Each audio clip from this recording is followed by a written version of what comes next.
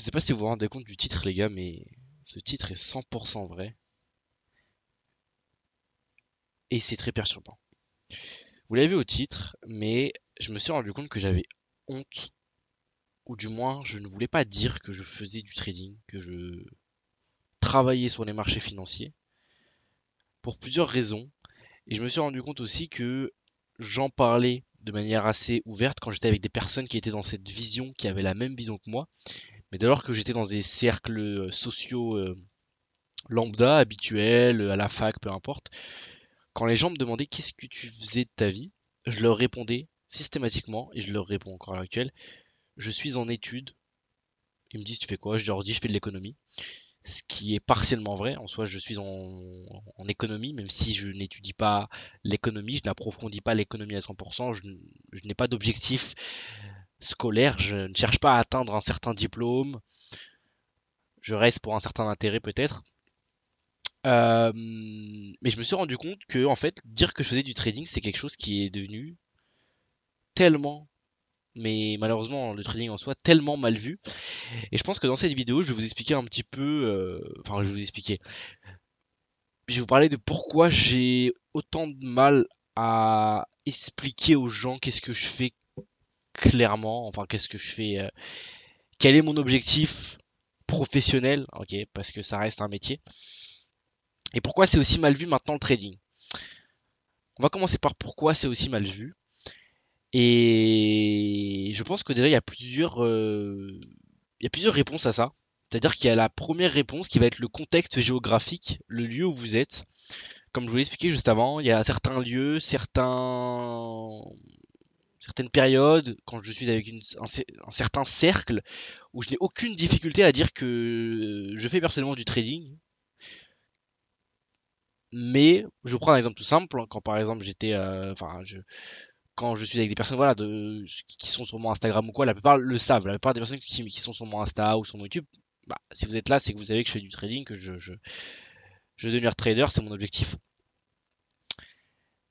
Mais il y a des moments où, à l'inverse, quand par exemple j'étais au ski, là, la semaine dernière, les gens me posaient des questions, ils me disaient qu'est-ce que tu fais? Je leur disais je suis en études.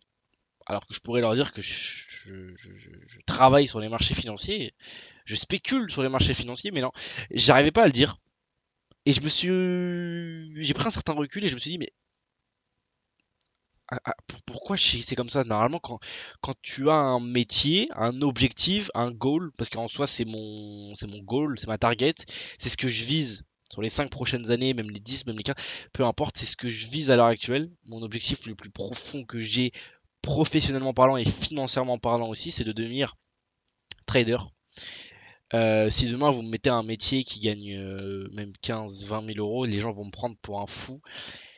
Mais je le ferai peut-être sur du court terme pour pouvoir avoir une sécurité mentale, le temps de pouvoir faire mon trading, parce que le temps que je commence à faire des recettes, à imprimer des chiffres avec mon trading, ça va peut-être prendre une certaine durée.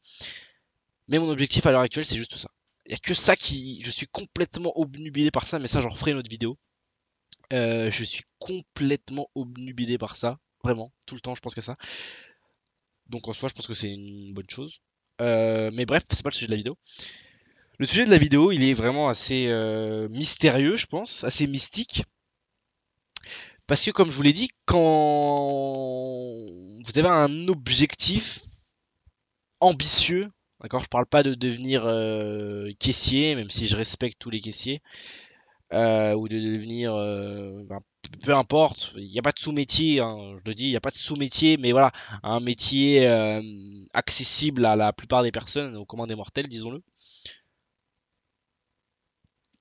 Et bien en fait, je me dis, pourquoi j'ai autant de blocage à parler de ce que je fais, de mon activité professionnelle, quand même, alors qu'au contraire, c'est quelque chose qui me rend partiellement fier, hein. Je suis pas encore très rentable, mais je sais que quand je serai rentable, j'aurai une certaine fierté qui se dégagera. Je pense que ouais, j'en suis personnellement persuadé. Et en fait, je me suis rendu compte, c'est que premièrement, on est en France. Premièrement, on est en France. Et en France, le tabou financier, le tabou de l'argent, il est extrême, mais vraiment il est extrême. Je sais que si je vais dans des zones remplies d'entrepreneurs, les Émirats, il y a quoi d'autre? Miami, je sais que Miami c'est beaucoup bien côtoyé par les entrepreneurs, ou peu importe, je sais que j'aurai aucun tabou à le dire, mais là quand je suis en France à l'heure actuelle et c'est assez compliqué d'en parler parce qu'en fait le problème que je viens à l'instant de me rendre compte, c'est qu'en fait le trading c'est directement lié à l'argent. C'est un métier qui est directement lié à l'argent. Quand vous faites un métier, peu importe le métier, médecin, chirurgien, plombier, pompier, porteur funéraire aussi, hein, pour ceux qui ont la ref, le métier n'est pas partiellement relié à l'argent. C'est-à-dire que tout métier est rémunéré, en tout cas j'espère pour vous, tout métier que vous faites est rémunéré normalement. Mais le métier n'est pas directement relié à l'argent, c'est-à-dire en fait que le métier a quelque chose de derrière, par exemple chirurgien, voilà, c'est la santé, etc. Et le revenu, on va dire que c'est quelque chose qui est un petit peu dans une case à part. C'est-à-dire que les gens, quand vous dites que vous êtes chirurgien, etc., ils savent au fond que vous avez un certain revenu. Ok, ils savent que vous ne gagnez pas forcément le SMIC. Mais par contre, quand c'est des métiers qui touchent directement à la finance, et je pense aussi au trading, mais enfin, je pense au trading surtout. Et la deuxième partie, je vais en parler aussi, mais bon, je pense que le trading a été très, comment expliquer ça? Très mal vu à cause de, voilà, il a été sali, hein, si je peux dire, si je peux employer ce mot, il a été sali.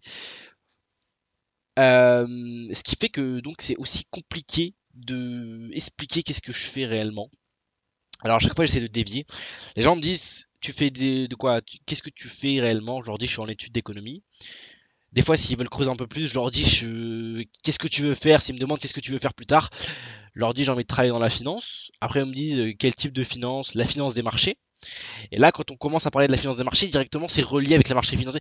Mais pour atteindre ce stade-là, les gars, il faut que les gens déjà aient un certain recul, puissent se creuser l'esprit et surtout, ça m'est, je crois, jamais arrivé.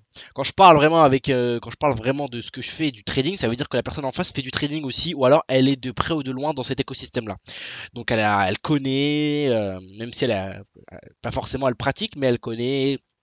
Elle a peut-être déjà entendu parler, enfin de manière déjà beaucoup plus professionnelle et pas simplement le trading qu'on voit sur Snapchat. Ça, j'en parlerai après. Mais du coup, pour revenir sur la première partie, et là, en fait, je me suis rendu compte que c'était aussi compliqué à cause déjà je l'ai expliqué, du tabou. Le tabou du fait que ce soit un métier directement corrélé avec l'argent. Vous savez, il y a tout plein de secteurs, et je me suis rendu compte de ça, mais il y a tout plein de secteurs qu'on peut étudier. Vous pouvez étudier les sciences, vous pouvez étudier la psychologie, la philosophie, les langues, la finance, la santé. Il y a tout plein de branches. Il existe vraiment énormément de branches que vous pouvez étudier. Mais la seule branche qui est directement reliée avec le fait de faire de l'argent et la finance, et enfin faire de l'argent, c'est la finance. Et cette branche-là, je la trouve qu'elle est dans une catégorie à part, parce que quand vous entendez quelqu'un, par exemple, vous regardez, vous scrollez, vous êtes sur les réseaux, et vous savez, souvent il y a beaucoup de personnes, enfin maintenant c'est de plus en plus récurrent, mais des personnes qui vont faire par exemple des interviews à Paris, à Châtelet. Donc ils vont prendre leur micro et ils disent qu'est-ce que vous faites dans la vie, ils prennent des personnes random. Et ces personnes-là répondent voilà, je fais ça, je fais ça, ça. Et quand il y a une personne qui répond je suis dans la finance, tout de suite le dialogue devient un petit peu plus tendu. Pas réellement tendu, mais t'es dans la finance, donc tu fais de l'argent. C'est souvent ce qui revient directement après. Tu es dans la finance, donc tu fais de l'argent. Et en fait, c'est ça qui est ouf avec, je trouve, le domaine de la finance. C'est que, en France, j'ai l'impression que le domaine de la finance, c'est un domaine qui est, du coup, vu, c'est aussi un domaine où il y a de l'argent, évidemment, hein, c'est de la finance, mais c'est surtout un domaine qui est maintenant sali et qui est de plus en plus tabou. Ok, quand vous dites que vous étudiez les langues ou que vous étudiez la santé, même si vous dites que vous êtes médecin, les gens savent que vous faites de l'argent. Enfin, vous faites de l'argent. Voilà, il y a faire de l'argent et faire de l'argent. Les gens savent que vous avez voilà un revenu qui est assez élevé si on prend les pourcentages de richesse français, même si voilà, certaines personnes me diront que 4 000 € c'est pas assez pour vivre. Moi je suis de cet avis là aussi, mais ça peu importe. Mais du coup, c'est ça qui est assez intéressant. En fait, on se rend compte avec ce domaine et avec le fait de d'avoir un lien direct avec le fait de faire de l'argent et qui rend en fait ça encore plus tabou. Alors déjà, si je devais maintenant vous donner une réponse à ma question, eh bien, je pense qu'il faudrait que j'assume. Enfin, j'assume. Voilà, hein, c'est pas. On dirait que j'ai. J'allais dire une folie, mais on dirait que voilà, il y a rien de grave, quoi. Voilà. Mais je pense quand même qu'il faut que j'arrive à expliquer aux gens concrètement qu'est-ce que je fais, quels sont mes objectifs, parce que oui, je fais de la finance pour faire de l'argent, hein, ça paraît évident. Évidemment, c'est un domaine que j'aime bien, mais c'est un domaine que je fais aussi pour de l'argent. Ok. J'ai aucun tabou à le dire, et je pense que si vous voulez vraiment accepter de faire de l'argent, bah, il faut accepter de dire que vous voulez faire de l'argent. Maintenant, on va parler. La vidéo, les gars, part dans tous les sens, comme dans tous les sens. J'ai rien préparé, mais maintenant, on va parler de la deuxième partie, qui est le tabou du trading. Vraiment, le fait de dire qu'on est trader, c'est tellement mal vu. Mais ça, je pense que tout le monde hein, le connaît. Quand vous. Une personne, le problème c'est que moi je baigne tellement dedans constamment, mais si jamais il y a une personne qui me regarde à l'heure actuelle, qui a tenu les 11 minutes 4 5 secondes et qui ne connaît rien au trading, j'aimerais bien savoir si, lorsque tu entends le mot trading, à quoi tu penses. Mais c'est vrai que maintenant, quand vous entendez le mot trading, les gars, c'est directement corrélé, et c'est très malheureux, à du scam, à de l'arnaque, à de la crypto-monnaie, à voilà, c'est tout ça. Et je vous en parlerai peut-être dans une autre vidéo, mais moi au lycée, ma terminale, ma dernière année de lycée, c'était un calvaire épouvantable, les gars. Mes professeurs ne faisaient que vouloir me terminer parce que je faisais du trading. J'étais à ma première année de trading. Mes camarades, pareil, mes camarades disaient, mais t'étais millionnaire, qu'est-ce que tu fais et tout. Je leur disais, je fais de la crypto-monnaie. Bref. Et pour les personnes qui n'y connaissent rien, je trouve que c'est assez étrange parce que quand vous. En fait, les gens apparentent ça à des paris sportifs, à du scam, à de l'arnaque. Et en soi, on peut strictement rien y faire. C'est pas quelque chose que l'on contrôle parce que justement, c'est quelque chose qui a été terni par tout plein d'acteurs, tout plein de personnes. Je pense directement là, ce qui me vient en tête, les TikTokers. Je sais pas si vous avez vu les gars, mais Mauno, pour ceux qui ont la ref, le mec qui avait appelé Jésus à une certaine époque. Moi, c'était l'époque de 2016-2017 quand je regardais ça, j'avais 10 ans, 12 ans. C'est mis à faire du trading. Voilà, j'ai réinstallé Instagram la semaine dernière pour poster une photo. Je suis parti sur mes réels vite fait. J'ai vu Mauno, le mec qui appelait Jésus et qui mangeait. Bref, allez voir, marquez Mauno, les gars. Maintenant, ce mec fait du trading. Et en fait, c'est des personnes comme ça qui n'y connaissent strictement rien et qui sont là avec des Clash G à Paris. Ils ont loué 3 Clash G, ils ont pris une liasse de billets, ils ont une Rolex.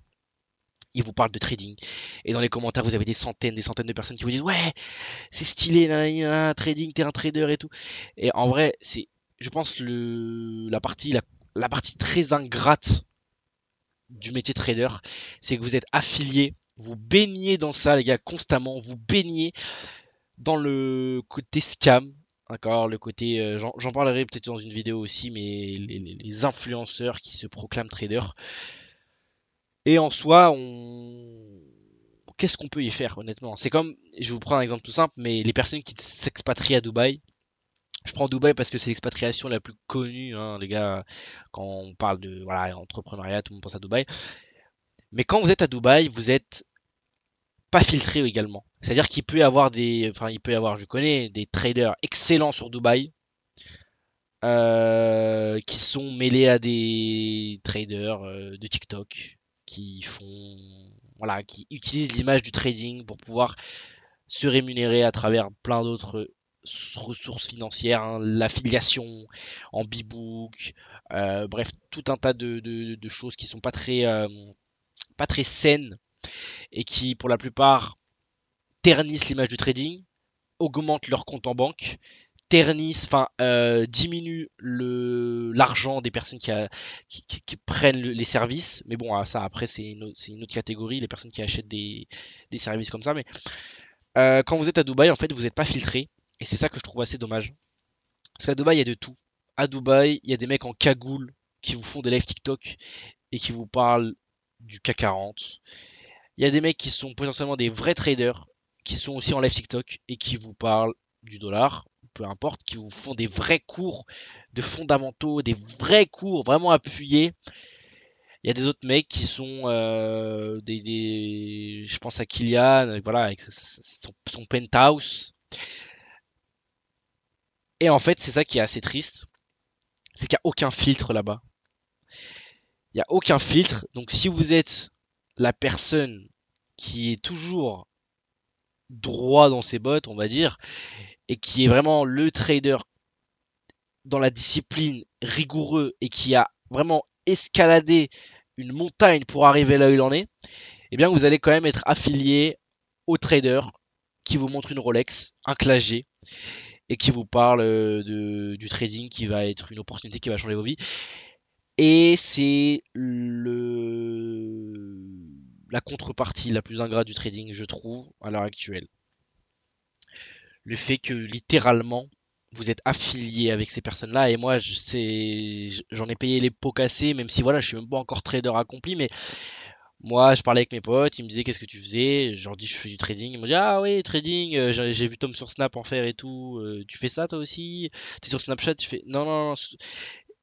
Et c'est là où je me suis rendu compte, voilà, c'était il y a quelques mois déjà, c'était avant que voilà les personnes commencent savent que la plupart de mes potes savent que je fais du trading, mais tout ça pour vous dire en fait les gars que si vous faites du trading, et là je parle vraiment à ceux qui sont dans l'aspect financier, parce qu'il y a voilà, il y a le trading, il y a plein d'autres trucs, dropshipping, tout ça, mais particulièrement le trading, eh bien il va falloir accepter de vivre avec ça les gars.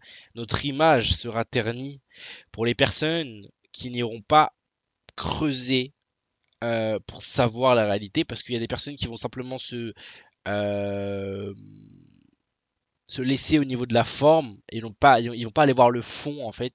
Ils vont simplement voir la forme. Tu fais du trading, je te classe ici. Ok, t'es dans la catégorie poubelle.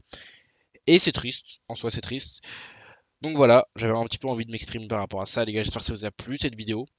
Demain, là j'avais trop de sujets de vidéos maintenant, donc je pense que je vais vous refaire des vidéos. Comme ça, je vais vous faire des vidéos en avance. Bref, les gars, ciao, prenez soin de vous, c'est Ismo. Enfin, c'était Ismo. Bisous.